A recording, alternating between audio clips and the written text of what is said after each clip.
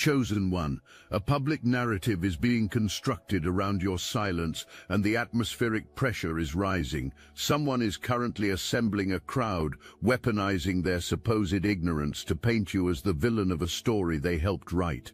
The stage is set for a confrontation where a whole community is demanding answers from you right now.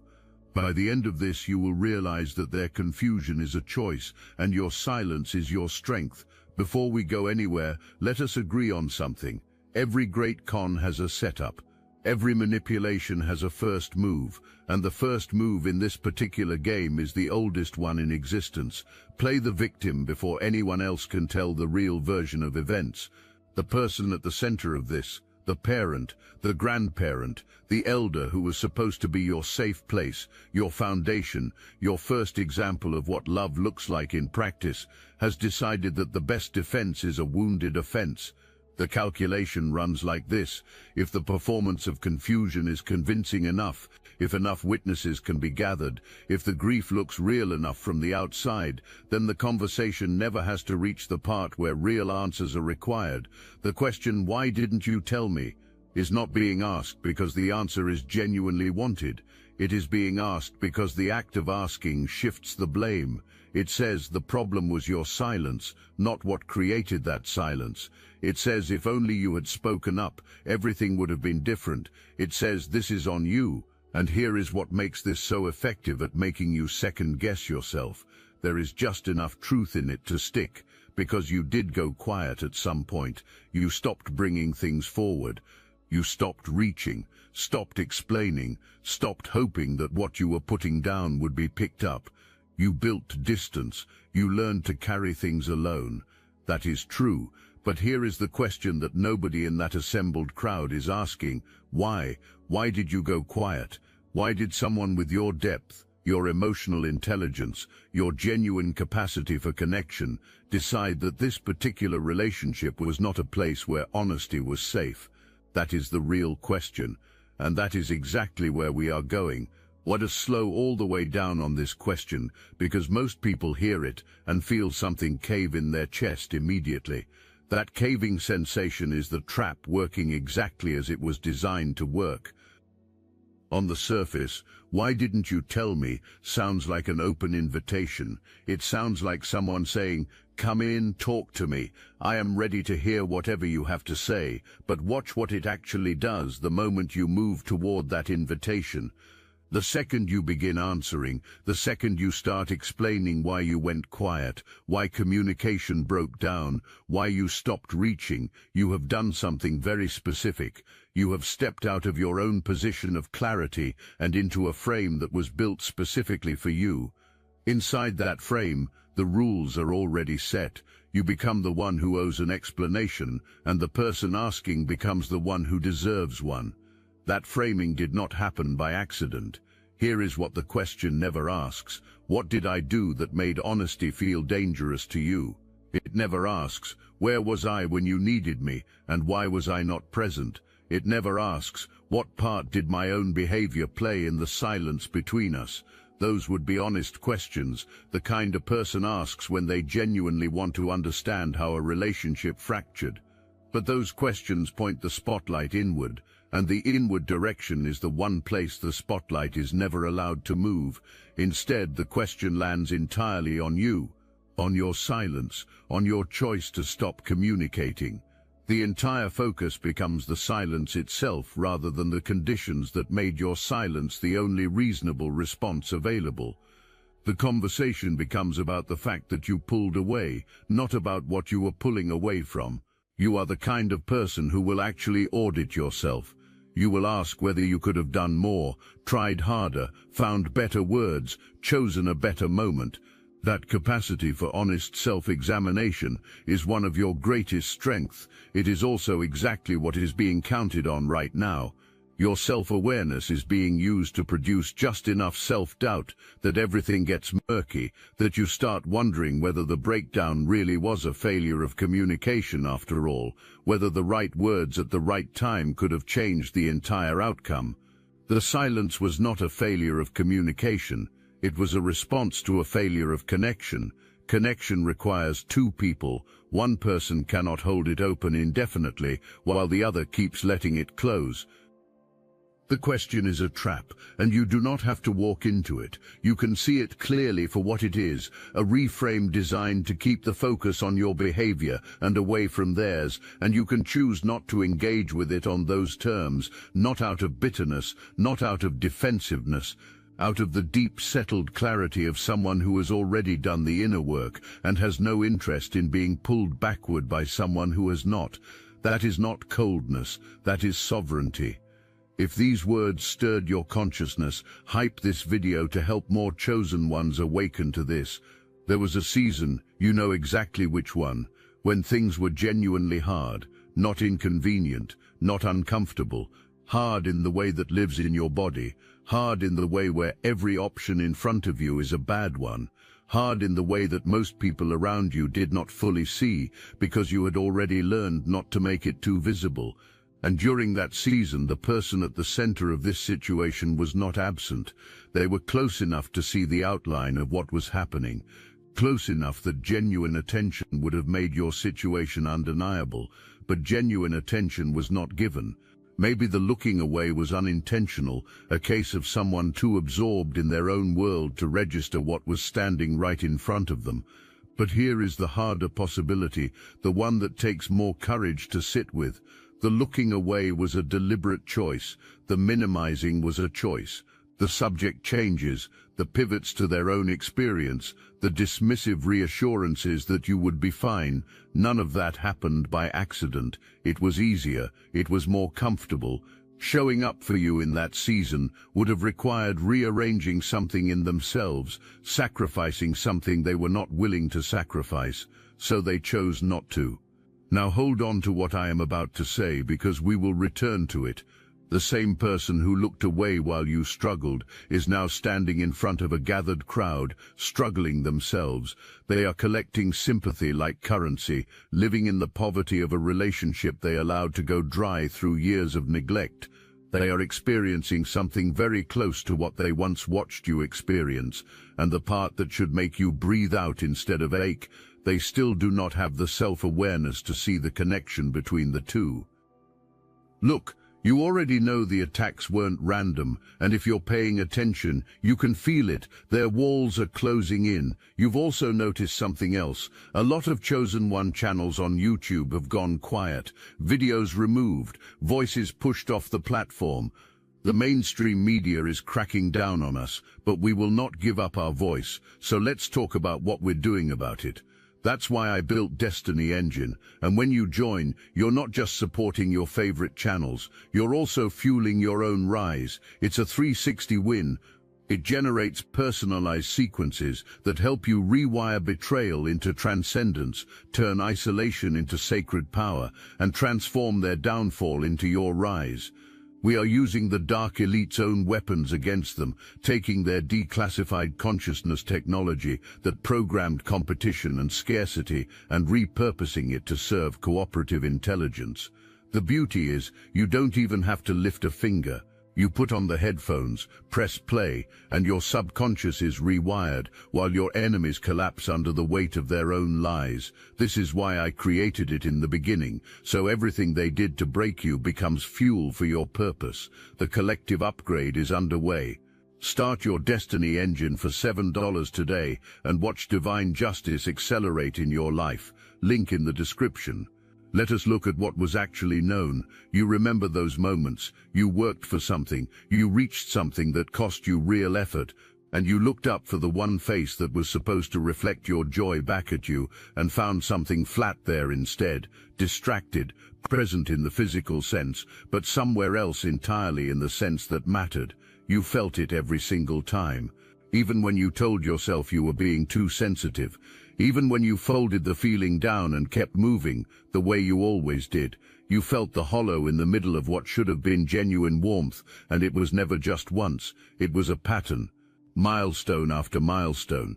You kept waiting for the energy to arrive, for the kind of warmth and pride that someone who genuinely loves you radiates without needing to be coached into it. It never arrived, not fully, not consistently, not in the way you deserved. Here is why that happened. At the center of that person's world was a deep need to be the brightest presence in every space they occupied, not necessarily with full conscious awareness, not with deliberate malice on any particular day, but as a structural feature of how they moved through life. Your light outshining theirs came at a personal cost to them, and rather than examining why someone else's success activated their insecurity, they handled it the way people with low emotional intelligence have always handled it. They quietly dimmed you, not dramatically, with plausible deniability, a comment that landed with an edge, a response that never came when it should have, a moment that belonged to you that somehow became about them, a celebration that left you feeling inexplicably like you were performing for an empty auditorium. So you stopped bringing your wins forward, you stopped bringing your struggles too. Over time you had learned that the response to both was the same, insufficient, conditional, not quite what you needed, and you filed that understanding away quietly, without a declaration, without a scene. You simply adjusted your expectations and kept moving. That adjustment is what is now being called your silence. This is where the stakes of the whole situation rise significantly, because this is not only about one difficult person, this is about who you were required to become because of what you were handed, and what that becoming has cost and produced in equal measure. You grew up faster than you should have. That is not a metaphor, it is a lived reality. When the adults in your life were emotionally unavailable, inconsistent, or more absorbed in their own needs than yours, you did not get the luxury of simply being young. You became something else entirely, someone perpetually alert, perpetually competent, constantly reading the temperature of every interaction you entered, anticipating moods, managing dynamics that were never your responsibility to manage. You became the most capable person in spaces where you should have been the most protected. Now here is the part that requires you to actually sit with it, the very capacities that were forged in you through that environment, your emotional intelligence, your ability to see beneath the surface of people and situations, your depth, your self-sufficiency, your refusal to collapse under pressure. Those are the exact qualities that are fueling your growth right now. And the person out there performing grief and assembling an audience is now trying to stand next to those qualities and claim credit for them. They tried to keep you small, and in the specific process of surviving their smallness, you became something they cannot contain or define. Think about that carefully. The neglect, the emotional unavailability, the forcing you to figure everything out without support, all of that became the forge. You did not grow in spite of what happened. You grew through it, because having to raise yourself taught you to know yourself in ways that people who were always carried never had to learn. You are not a victim of that history. You are the product of it, a clear-eyed, grounded, powerful product who looked at what was handed to them and decided to build something extraordinary from the raw material. The way a person responds to losing someone reveals who they actually are, not the version they present for public sympathy, but the real architecture of their character underneath all the performance. Genuine grief turns inward. It asks hard questions in private. It wonders what was missed, what was not seen, what was done or left undone that contributed to the distance. Genuine grief is humble and quiet and willing to do the uncomfortable work of honest self-examination. What you are watching right now is the opposite of that. What you are watching is a display that requires an audience in order to function, a performance that escalates every time the previous round of validation wears off. Notice this especially. The question, "Why didn't you tell me?" is being broadcast everywhere except directly to you. It is being asked to people who cannot possibly answer it because they were not present for any of it, because they have only been given the curated version with the key evidence carefully removed. A person who genuinely wants answers goes to the source. They make themselves vulnerable. They show up directly and say, "I know I may not like what I hear, but I am asking you anyway." That requires real courage. That requires setting down the ego long enough to actually receive something true. That direct conversation has not happened. What has been constructed instead is a chamber of agreement, people nodding along, people confirming that nothing could have been done differently, people reassuring that the love was always there and the loss is completely inexplicable.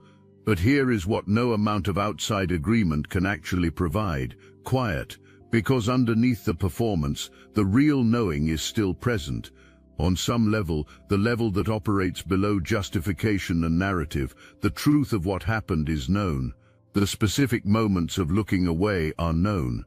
The pattern of choosing personal comfort over your well-being is known. And no volume of external validation can fully silence that internal knowledge. Your distance is not the source of that discomfort. Your distance is the mirror that reflects it back.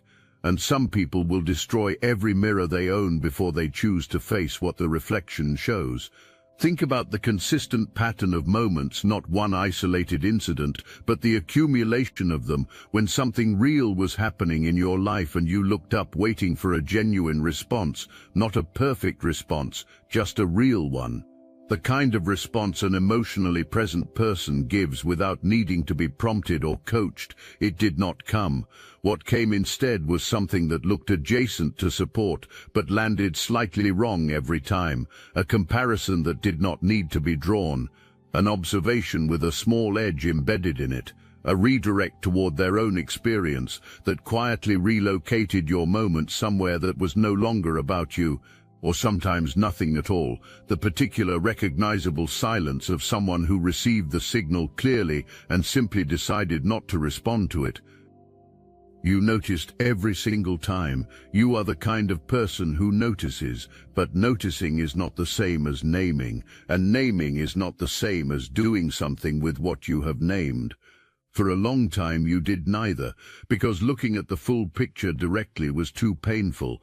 Accepting the full picture meant accepting that the person who was supposed to be your foundation had never been stable ground, that the warmth you sometimes felt was real but conditional, that the love came with fine print you were never shown up front. So you filed the noticings away one by one, each small enough to explain away in isolation, but the accumulated weight of them grew. And eventually, without a single dramatic final moment, without anything obvious enough to point to as clean evidence, you simply ran out of the capacity to keep reaching towards someone who kept stepping back. That is when the quiet came, not as a punishment designed to wound, not as a calculated strategy. You went quiet because the energy required to keep trying had grown greater than your capacity to spend it, and your energy finally had somewhere better to go. You chose yourself. After everything, you chose yourself. Now that person stands before a gathered crowd, asking why you never talked to them, why, if there was something wrong, you did not simply bring it forward, and the full, true answer lives inside every single one of those filed away moments. It lives in every time you opened your mouth to speak and then closed it again because you already knew how the landing would feel. It lives in every quiet hope you released without ceremony because holding it had become more expensive than letting it go. You did not fail to communicate. You communicated constantly through your presence, your patience, your effort, the sheer length of your staying. Every chance you gave past the reasonable point was communication. Every return when leaving would have been easier was communication. All of it was speaking. All of it was heard. The receiving and the responding were simply two different choices, and only one of them was ever made. So when the question arrives, and it will keep arriving, you can let it sit without answering. You do not need to produce the evidence. You do not need to justify a decision that was already earned many times over. What you owe belongs entirely to your forward life now. This is the turning point, and it did not look the way turning points are supposed to look. There was no dramatic final confrontation. There was no scene where everything got said out loud and the credits rolled. Real turning points almost never look like that. They are quieter, more private, more devastating in their simplicity. There was a moment, you can locate it if you sit with it, when something inside you let go. Not in anger, not even fully in grief, though grief was woven through it, in clarity. The last reserve of "let me try one more time" simply released. And in that releasing, something that had been locked in place for a very long time began to open. Here is what happens when you stop pouring energy into a source that has never returned what you put in. That energy does not disappear, it redirects. It becomes available to you for your actual life, your real work, the version of yourself that was always present underneath all the adapting and shrinking and endlessly managing. You started to grow, not the performed kind of growth, not the kind that needs witnesses, the real kind. The kind that expands into the actual size of who you are when no one is standing over you, insisting you take up less space. The weight you had been carrying, the exhausting one-sidedness of a relationship that only ever moved in a single direction, started transforming into something else. The way sustained pressure produces something harder and more valuable than what it started with. The way a person who has carried something genuinely heavy and chosen to set it down does not walk away empty. They walk away knowing exactly what they are capable of, and that knowledge belongs to them permanently. That is the real turning point. Not when you were at your lowest, when you finally found yourself. Now the full picture becomes visible. You built something real. You healed something real. You created a life that is genuinely, undeniably yours. And that life became visible in the way that meaningful growth always does. The kind of visible that travels, that reaches people through networks and word of mouth, the quiet visibility of someone who is clearly and unmistakably different from who they used to be. Word got back. And something tightened in the person who received that news, a recalibration, because the working assumption had been that you would struggle in the absence of that relationship, that the distance would cost you more than it cost them, that eventually you would return and confirm that you needed what had been withheld, that the reunion would become a moment where the patient, forgiving one was vindicated. You did not return, you built forward instead. And now that the assumed outcome has not materialized, a person who has never developed the tools to sit with an outcome they did not plan for does not know what to do except reach for the audience, find more witnesses, and restart the performance. Understand this precisely. What is being mourned right now is not your presence. What is being mourned is relevance. Your growth is a space the performer wants to be seen standing inside. Your success is something they want proximity to. And the question, "Why didn't you tell me I would have been there?" is the only entrance available to them. Because as long as the conversation stays focused on your silence, it never has to turn toward their character and the choices that character made. This was never about missing who you are. This has always been about missing what you now represent. Let us look directly at the thing that still pulls at you, because it deserves honest examination rather than dismissal. Even after everything, a part of you holds a quiet hope, not a naive hope, not an uninformed one, but the persistent, very human hope that maybe this time something has genuinely shifted, that the performance contains actual grief, that the question is a real question, that if you opened the door just slightly, you would find something new and different waiting on the other side. Take that hope seriously. Dismissing it does not make it disappear. Dismissing it just sends it underground, where you cannot examine it, and it continues to operate without your awareness. So examine it directly. Imagine you respond. Imagine you offer what is being performed as a desperate need. You find the words, you say the things that have lived inside you. You give the full honest account of what it felt like, what it cost, what you needed and never received. What happens next? Not in the ideal version. In the realistic version, the one informed by everything you already know about how this dynamic actually operates. Your explanation gets processed through the same filter. Everything has always been processed through. The parts that are convenient receive acknowledgement. The parts that require real accountability get deflected, minimized, or turned back around somehow. Some portion of what you said gets reported to others in a version that no longer sounds like anything you actually said. The conversation that was supposed to produce understanding becomes somehow about managing the feelings your explanation created. The focus shifts away from you and back to them. Your hard-won distance compresses back to zero, your clarity gets muddied, your peace gets disturbed, and you find yourself back inside the dynamic you spent so much of yourself escaping, not because you made the wrong choice in trying, but because patterns do not change without the person inside them choosing to change, and choosing to change requires exactly the kind of honest self-examination they are currently building an entire public performance to avoid. This is not about punishing anyone. It is not about withholding forgiveness as a weapon. It is about having enough respect for what you have built and for how much it cost you to build it, to protect it with the same seriousness you used to construct it. Choosing your peace is not the smaller choice.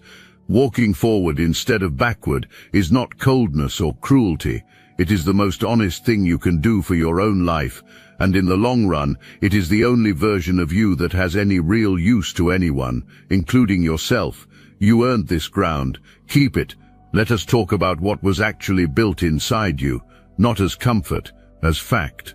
The emotional intelligence you carry right now was paid for in full. It was purchased with the currency of an environment where you had to read people before they could hurt you, where you had to assess the temperature of every interaction before stepping into it, where understanding what was actually happening beneath the surface of things was not a luxury but a survival requirement. That is not a wound you are still carrying. That is a capability other people invest enormous time and effort trying to develop, and you have it at a depth most people never reach. Your self-sufficiency was also paid for. Being left to figure things out without support meant you actually figured them out. You did not wait for someone to hand you the answer or carry you to the next step. You built the capacity. You proved to yourself repeatedly what you were capable of when the support system was absent. Your clarity, the specific, grounded, hard-to-rattle clarity you carry about who you are and what you will and will not accept, that was earned too. It was paid for by every experience they now claim they knew nothing about, by every moment of being overlooked and still choosing yourself anyway, by the long, unglamorous, unwitnessed process of deciding that your own standards for your own life matter more than the comfort of fitting inside someone else's limited version of you. The attempt was to shape you into something that would stay manageable, and in the specific friction of refusing that shape, in all the time spent not fitting, not complying, not shrinking into the convenient version of yourself, you became someone who cannot be managed, someone who does not need permission to know their own value, someone who does not require outside confirmation to move forward. You are building right now, every day, quietly and consistently, while the performance continues somewhere behind the boundary you placed between you and it. You are becoming something that does not need their validation, does not need the crowd to agree that you were right, does not need anyone's acknowledgement to keep moving in the direction you have chosen. You already know you were right. You knew it before you could fully articulate it. You know it now in a way that lives in your bones and does not shake. Your life is the answer to the question being asked about you. Your growth is the answer. The peace you carry, the specific hard-to-explain peace of someone who chose truth over familiarity and sovereignty over belonging at any cost, that is the complete answer. You do not need to deliver it in words. Let it speak for itself. We began with your name being said out loud in public. We began with a question, "Why didn't you tell me?" hanging in the air like smoke that would not clear. We began with a performance already in progress, an audience already assembled, a case already being constructed against your silence. Now we close. But not where the performer expects this to close, not with you explaining yourself, walking back through a boundary you established for very good reasons, or providing the closure that is being performed as a desperate and urgent need. We close somewhere they did not account for. We close with you, not the version of you that was required to be manageable, not the version that absorbed the chaos and maintained the peace by making yourself smaller so that someone else could feel bigger, not the version that was simultaneously too much and never quite enough.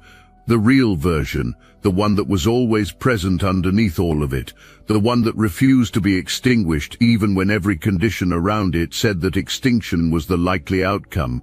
Here is the truth about why you did not tell them. You told them everything. You told them when you reached out and received nothing back.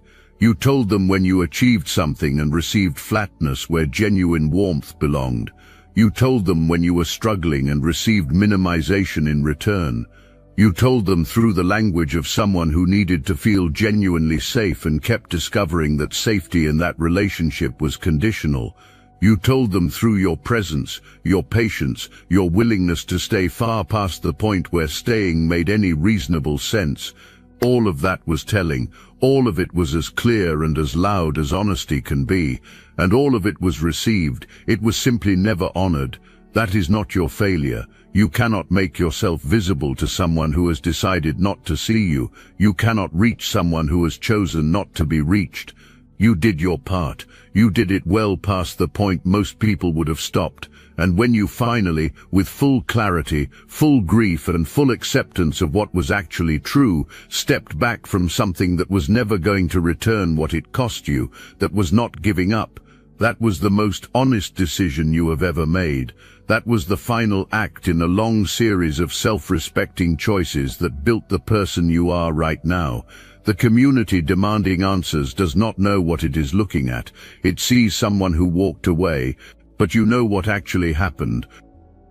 You looked at something that had been burning long before you arrived, and after too long spent trying to save it, you finally understood that some things have to come all the way down before something genuinely new can be built in their place. You did not start that fire. You could not stop it. And the most honest thing, the most self-respecting thing was to walk out and build on clear ground.